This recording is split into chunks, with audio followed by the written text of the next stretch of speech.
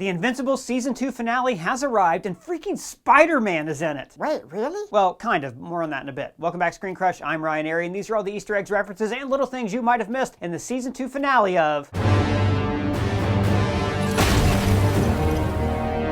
And guys, this season finale was heavy. All season long, we've seen Mark struggling and living in fear of becoming his father. In almost every universe throughout the multiverse, Mark joins his dad in the takeover of Earth. But this Mark is unique in his refusal to bend the knee to his Viltrumite heritage. But despite our Mark being unique and not being aware of his villainous fate in other realities, he's still burdened by the fear that he's going to fall victim to his own power. And a little later, I'm going to talk about the missing Avengers cameo that we didn't see in this episode, but that we got in the comics. So here we see Nolan still in custody in the Viltrumite prison like we saw in episode 6 of this season. Krieg says, "It seems you've passed inspection, finally fit for your execution." A reminder of the sense of honor Viltrumites appear to hold when it comes to their own kind. The previous episode ended with Angstrom Levy holding Debbie and Oliver hostage. Hello, Mark.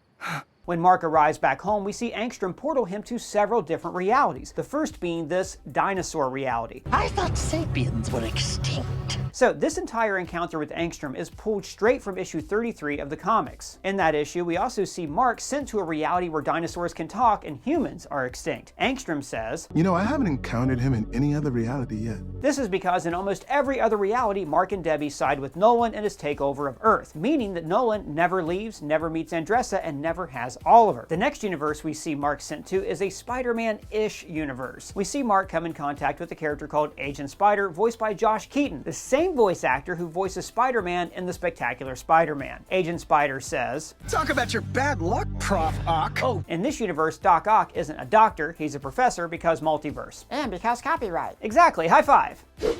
Agent Spider says, "I saw the portal. I know you're from another dimension. Got way too much experience with that.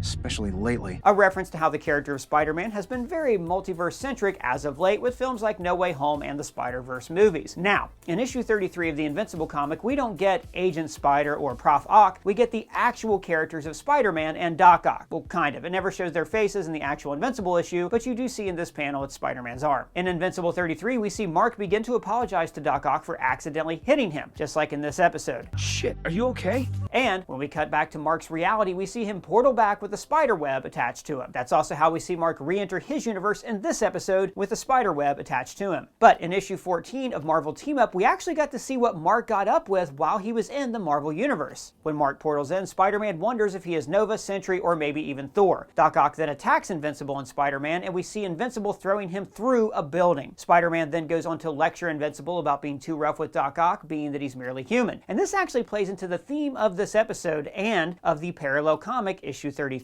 which is about Invincible learning to control his power. In that comic, we see Spider-Man take Invincible with him to Avengers Tower where he meets characters like Iron Man, Wolverine, Captain America the Sentry, Spider-Woman, and Luke Cage. Later, when a portal opens for Invincible to return home, Spider-Man shoots a web onto Invincible with the intention of traveling with him to help stop Levy and save his family. But the portal cuts off before Spider-Man goes through. And that's why we see this web attached to Mark when he re-enters his reality in issue 33. And that's presumably why we see it in this episode as well. In issue 33, we also saw Invincible travel to several other universes, just like we see in this episode. There's the zombie apocalypse universe we saw Angstrom walk through in episode 6, which could be a nod to Robert Kirkman's Walking Dead universe. Robert Kirkman, of course, being the creator of both The Walking Dead and Invincible. Speaking of Walking Dead, we've actually got a breakdown of the Ones Who Live finale up on our channel right now. You should be sure to check that out, as well as our The Walking Doug shirt up on our merch store, ScreenCrushMerch.com, where we design all the merch ourselves. Shopping our merch store is the best way to directly support our channel. Thank all you guys for watching. You can also see in the zombie universe that the house across the street is still intact because in that universe the Earth fell before Nolan could take over. Mark also gets thrown into the home universe of Omnipotus, who we saw go toe-to-toe with the Guardians of the Globe in the mid-season premiere of this season.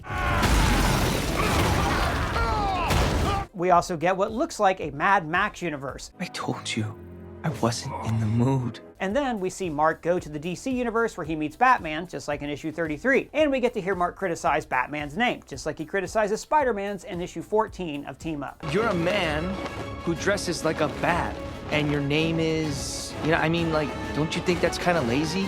In this scene, we're reminded of Angstrom's mind having been melded with all of his multiversal variants, and how his hatred for Invincible stems from the fact that in most universes, Invincible is pure evil. In these flashbacks, we see a universe where Angstrom has a son, and we even see his pet fox, Chainsaw, from the comics. And then arrives the most evil variant of Invincible in the entire multiverse, Sinister Invincible. I'll kill the boy quickly. Now, without getting into spoilers, I'll just say that in the comics, during the Invincible War arc, we see many versions of Invincible from throughout the multiverse, and Sinister Invincible is one of them. Now, during Mark's travels of the multiverse, we hear him mention realities where time moves differently. In some dimensions, time is all weird too, so I don't even know how long it's been. This isn't the first time we've heard mention of these types of realities. In Season 1, we saw Invincible and Teen Team, who are now the Guardians of the Globe, go up against the Flaxans.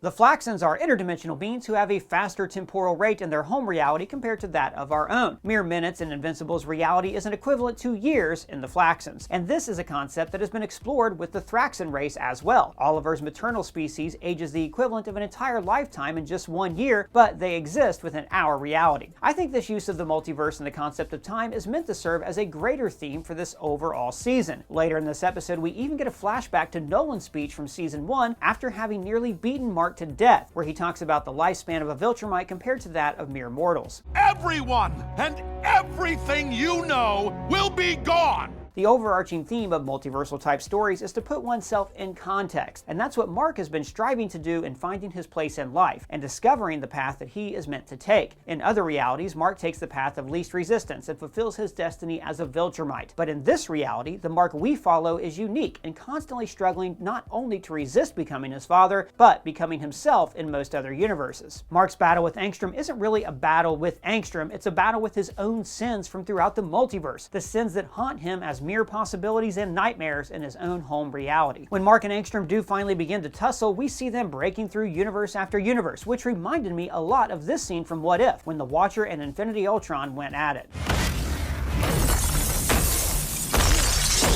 When Mark finally does pin down Angstrom, we see him begin to lay blow after blow into Angstrom, just like his father did to him in Season 1. The only difference being Nolan was able to stop before laying that final and fatal punch. Mark was not.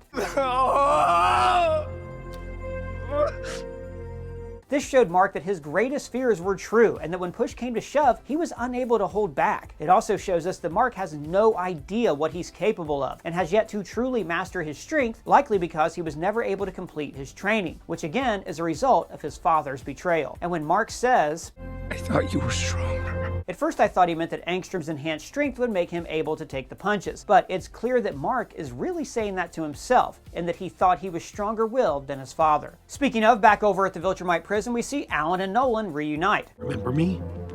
Yes. Alan and Nolan know each other from Alan's first trip to Earth, which we've heard acknowledged a few times before. You're early!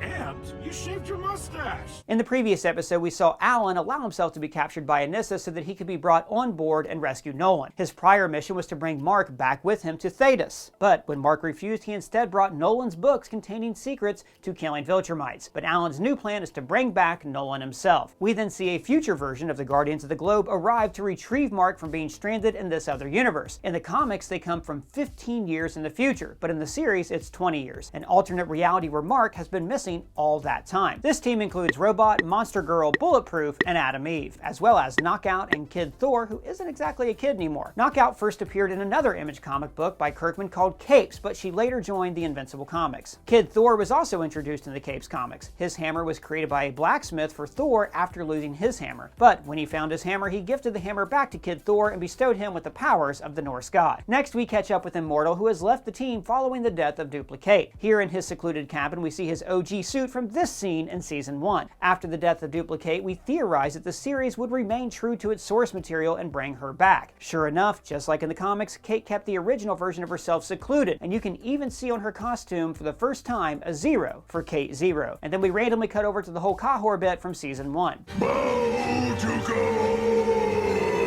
In Season 1, we see this guy with a scarab tattooed on his hand trying to awaken the mummy spirit of Kahor, but he gets trapped in the tomb when Invincible flies away. Here we see this guy's daughter with the same tattoo now going into the same tomb, finding her dead father and awakening Kahor. Mark then flies over the tomb again in a fit of rage, causing the tomb to shake. I guess this is going to be a running gag for the rest of the series, and I'm here for it. Here we get a flashback to Season 1 with Mark in his original costume and saying to his dad how much he wants to be like him. I want to do what you do. I want to be just like you. This juxtaposes how different things are now, with Mark striving to be nothing like his father, but instead striving to be the hero that he thought his father was. I'm not my dad. This scene where Mark is watching over Amber reminded me of The Amazing Spider-Man 2. Have you been following me? Not only the visual imagery, but the context of the scenes and how they parallel one another. Amber and Mark having broken up in the previous episode, and Peter and Gwen having broken up in Amazing Spider-Man 2. And after Mark's failure to tell Eve how he feels about her, we get this line from Eve. You don't deserve this. You don't deserve this. Which immediately reminded me of this scene from Good Will Hunting. It's not your fault, all right? It's not your fault. Here we see Eve yet again serving as a shoulder for Mark to cry on, constantly helping him through his struggles. And as we saw with future Eve, she's longing and in need of knowing Mark's true feelings for her. Mark's physical absence from that reality hurt Eve, but his absence from Eve's heart is going to hurt her in the long run as well if he does not share his true feelings for her. And I think all of this is laying the groundwork for what will soon become Mark and his friends and family's journey to defy all odds and the laws of the universe, to not fall victim to the status quo of the multiverse and the dark paths that they all go down in other universes. Well guys, that was our finale breakdown for Invincible Season 2. Big shout out to Colton Ogburn who wrote these videos. You can find his social links below. What did you think about the season? Let us know your thoughts down in the comments or at me on Twitter. And if it's your first time here, please subscribe, smash that bell for alerts. For ScreenCrush, I'm Ryan Airy.